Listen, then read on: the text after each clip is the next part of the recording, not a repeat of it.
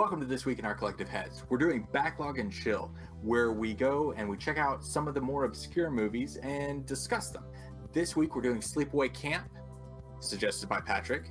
Next week we're doing Naked Lunch, suggested by me. It's a Cronenberg flick. And if you like that, check us out next week and let us know in the comments what you think. Okay, so how many times have you seen Sleepaway Camp, and how old were you the first time you saw it? Okay, I've seen Sleepaway Camp probably under 10 times. Okay. Somewhere in those numbers. I first saw it, which is actually an interesting story. I first saw it on cable television, heavily edited, when I was 10 or 11. Okay. All right. So what did you think of it when you were 10 or 11? Spidey says I didn't understand why people liked it or what the big deal was. Yeah. It didn't make any sense to me. I was just like, this is kind of boring. I just want to watch Friday the 13th instead.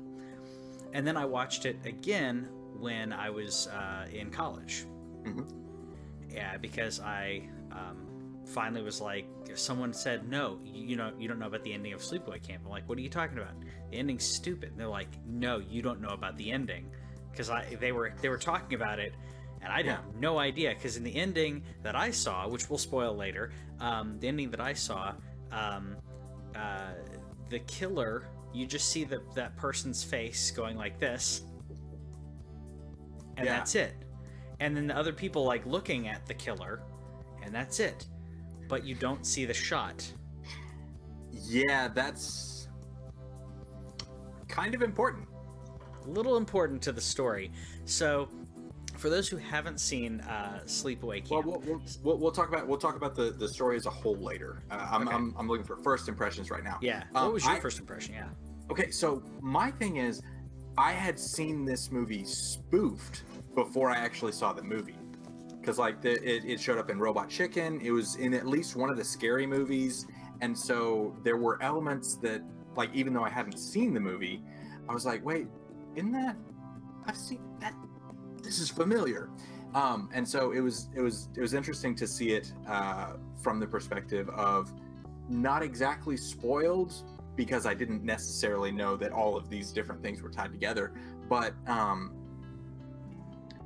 yeah, so this was actually the second time I saw it. I saw it first, I don't know, maybe 10 years ago or so. And so it was interesting to watch it.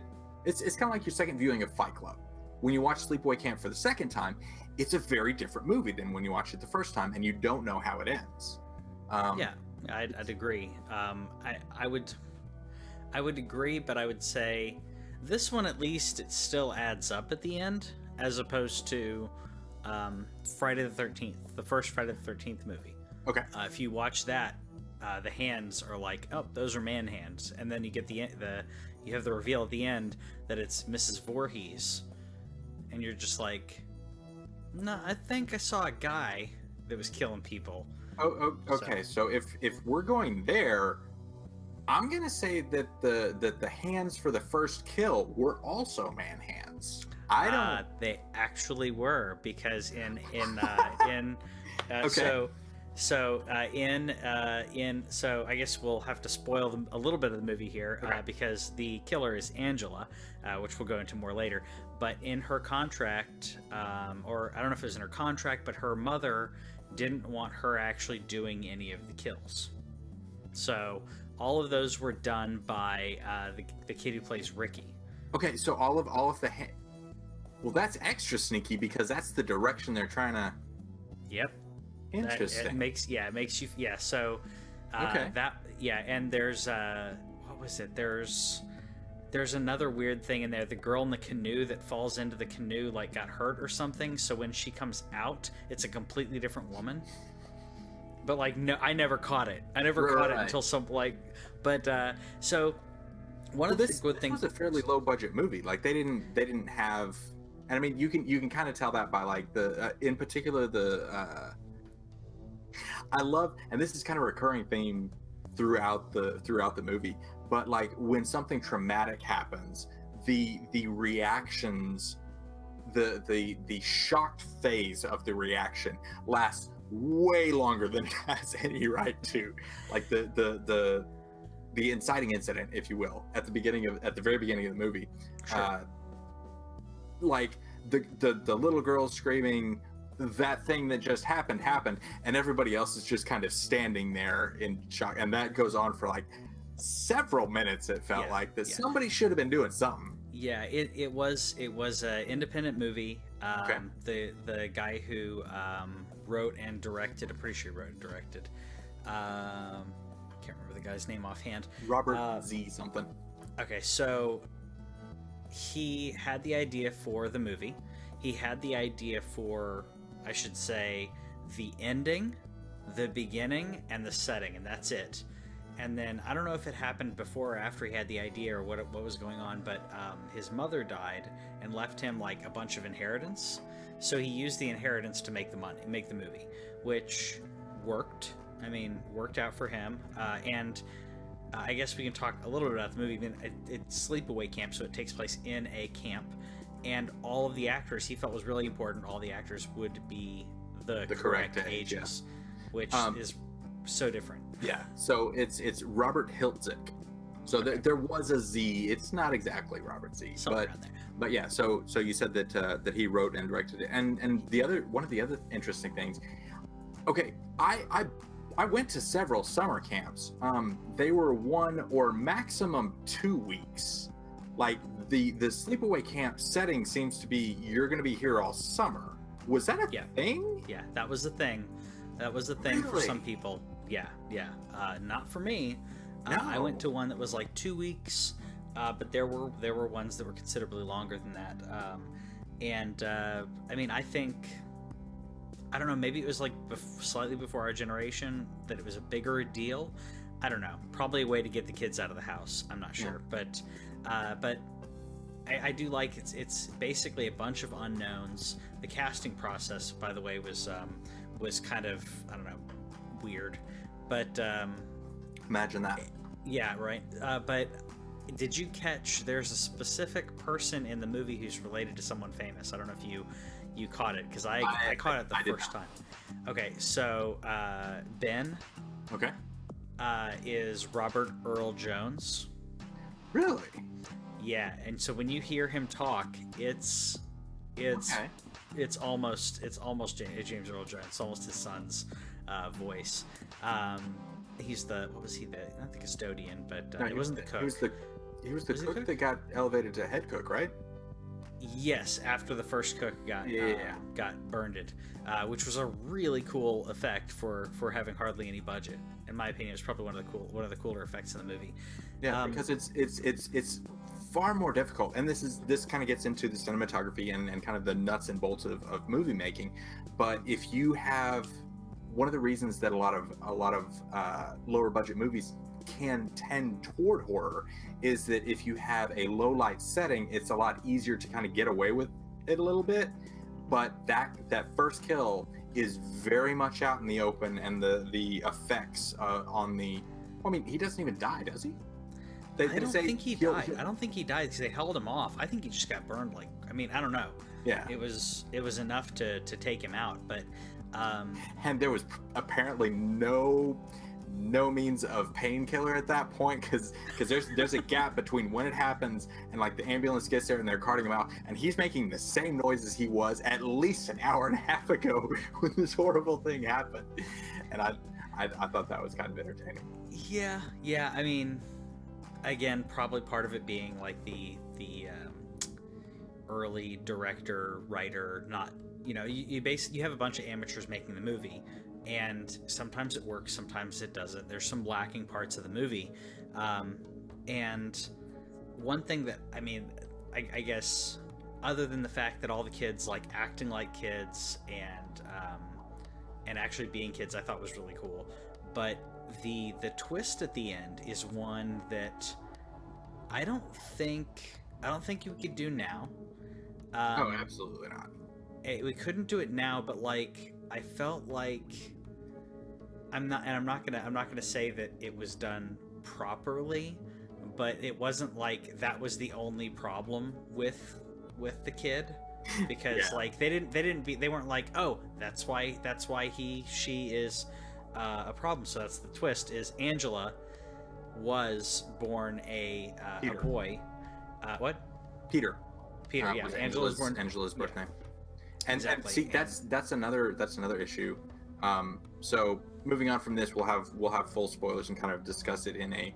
I mean, if you've gotten to this point and you're still worried about spoilers, that's kind of on you.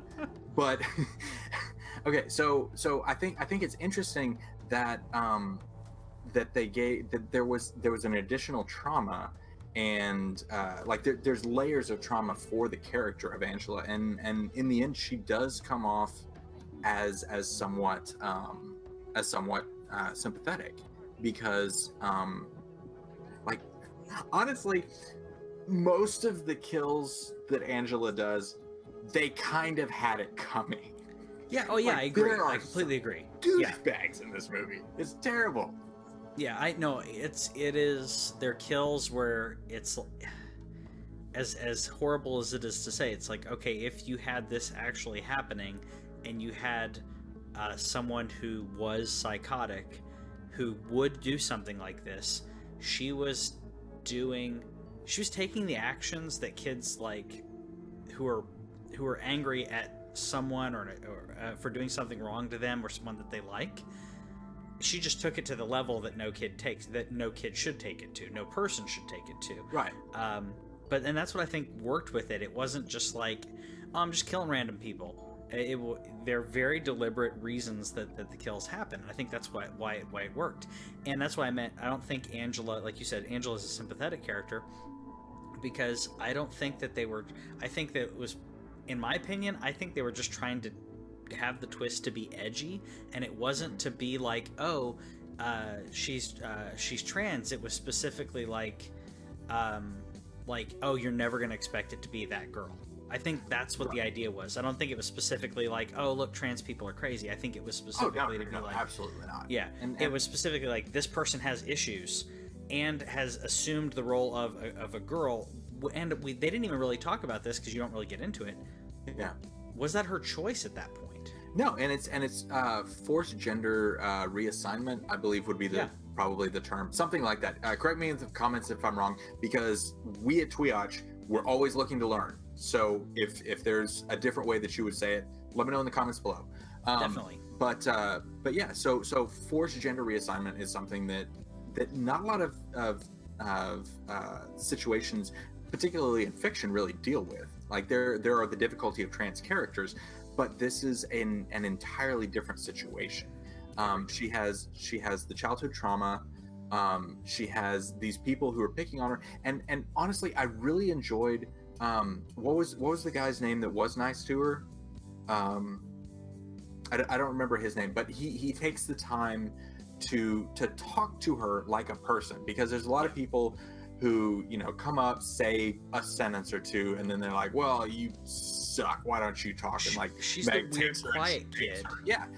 And he the initial encounter between the two of them is that he comes up, he says, hey, I heard that you had something traumatic happen, and I know that there's a lot of people around here being jerks. I'm sorry for that, but I like you and I hope you have a good time. Well, see you later. And she says goodnight, and those are the first words that she utters in the film, unless like the kid version said something. Sure. But that way of bringing somebody out and just accepting them for where they're at and allowing them the time to come forward, I thought was a really interesting contrast to a lot of the other characters, most of whom end up getting killed. But the contrast between the way that he chose to interact with her versus the other people who couldn't deal with the fact that she was different. Yeah, and at that point, all they knew is that she was really quiet, and they didn't know, like, it's like she automatically becomes the outsider because she has trouble interacting with people for a lot of reasons. Yeah. And I think that, I think that's exactly right. And I think that, like I said, I don't, with it being a forced gender reassignment, and all kinds of other things going on with this character, that's why I was saying, like, I don't think you can do it nowadays because of the people wanting to be supportive of the trans community, which we are. Right. And I think that this movie wasn't trying to do it in that way. Was not trying to bash it, but it does make it like a twist quasi punchline, which is why I think it wouldn't quite work now. Well, there's also some other things because the first guy that gets killed in the movie, like he just kind of leads her back into the walk-in refrigerator and is like, I've got something I think you want to see, and that was incredibly uncomfortable for me. Well, that's gonna happen. That's gonna happen in movies, and I think, to me, if you don't have those kind of situations, then you're censoring and saying those don't happen.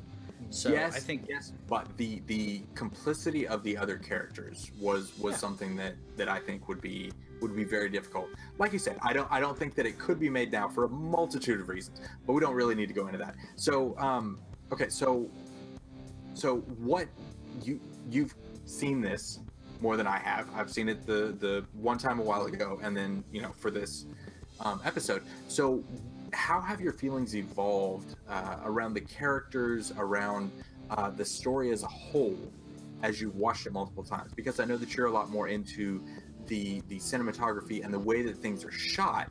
There's a lot of problems with the movie on that level, but a lot of that comes from being independently made and having a lower budget, and them just having to do what they could in 1983. I think mostly, I mean, obviously seeing the weaker actors, and I mean that by kid actors as well as adult actors, and seeing some moments that are genuinely really good, that you don't quite realize like that there's like some nuances to them until like later on watching it. In regards to, I think my biggest problem with the movie that is pacing, other than the premise not being that great, other than that twist. I think that pacing is a huge issue in this, and I think that this has a lot of the same. I think that mostly pacing issues, but I think part of that's because of what we're used to nowadays versus when it was made in the 80s. Because if you watch a horror movie from the 80s that's not the later Friday the 13th or Nightmare on Elm Street, a lot of them just have a lot of slow bits that almost feel like they're added for padding. I don't feel like this movie had too much of that, but at the same time, I mean, there's some parts that like I said, were lacking. Agreed. Every scene had a purpose, but one of the other interesting things that I noticed is that as movies have developed, we've come up with other ways to communicate scenarios and situations, rather than just having an entire situation play out. And that was something that I don't know. Part of it is the way that movies were made at that time. Part of it is an amateur director. But part of it's the writing, pacing. It takes them a little bit longer to set up a scene or a situation than I think it would now. But again, that's a pacing issue, but it's not necessarily something that detracts from the movie as a whole. It's just something that you have to kind of sit through to get to the rest of it. So I've got a 2-part question for you. Okay. Would you recommend people who haven't seen this movie to see this movie? Yeah. Subsequent question, which I know what your answer is going to be. Do you think that it's worth it to see the 3.5 sequels that exist?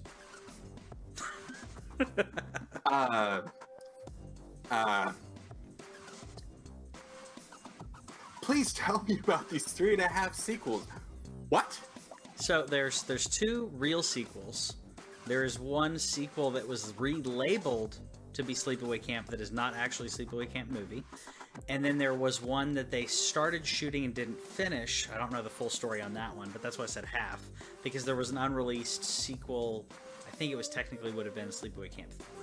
I'll have to look and see on that. But Sleepaway Camp 2 does have Bruce Springsteen's sister in it. All right. As Angela.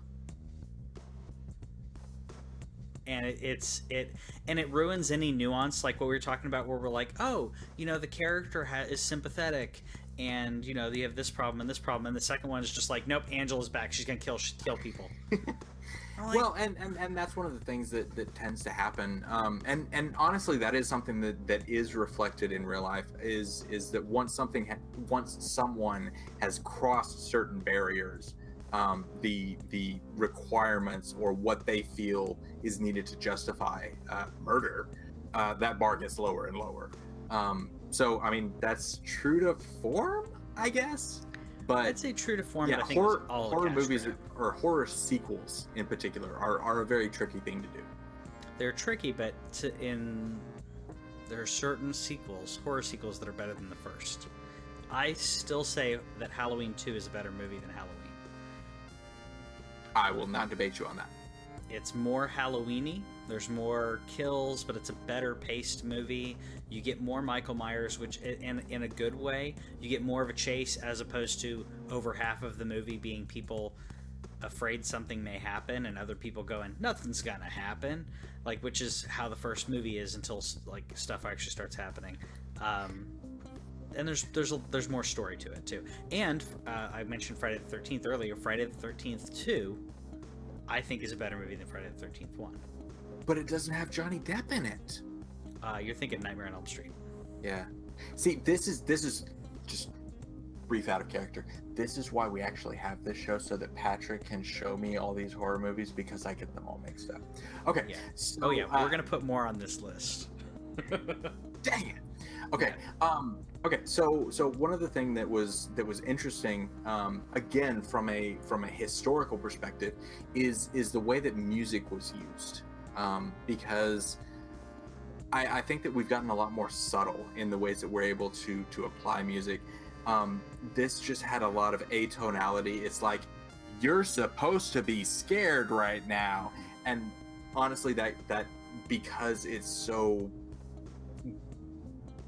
grating right now, because it just kind of takes me out of the moment, because it's like, okay, they're trying to make me scared, regardless of whether it's going to be an actual payoff, or there were several times in the movies where they set up a thing and then nope, it's not really the killer. But regardless of how that was happening, if you're doing atonal, I'm like, we've moved on from there. And so atonal. What do you mean by atonal? Like when the music goes off key and it's like grating on you to make you feel more tense. Is that not atonal? I'm still learning music stuff too. I'd say like dissonant is, I think, what you're. Okay, dissonant. Yeah. But I will say, I mean, Sleepaway Camp has a full orchestra soundtrack, and Really? in the '80s, yeah, that's an orchestra, as opposed to a synth backup, which like what the later Friday the 13th, or sorry, I should say mid to late Friday the 13th movies were doing. Everyone was doing like synth stuff.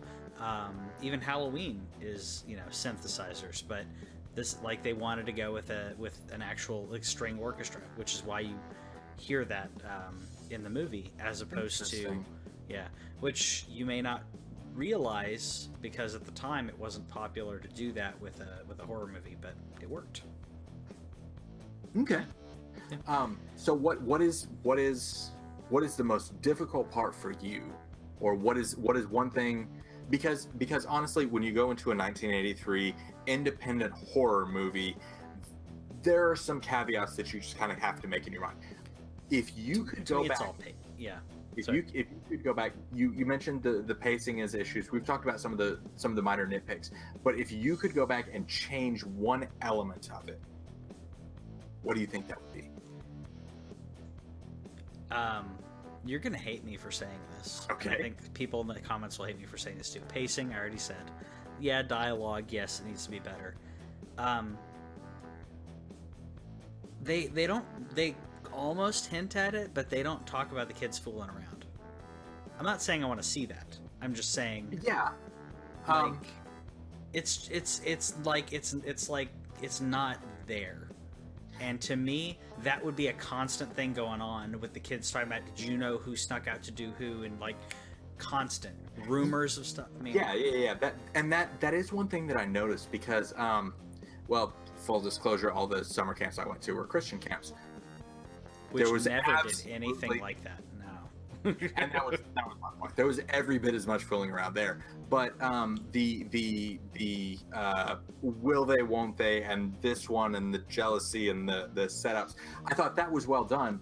But I can see how, if you can fade to black, you can have them back in the bushes or whatever. But I can see how bringing that just that little bit further to make it an element of the story rather than something that we're going to quickly divert the camera from. Yeah, I can see how that would have made some of the characters in particular who did get killed, because I like movies that let me empathize with all the characters when they're not just straight chaotic evil, and those are the people that get killed.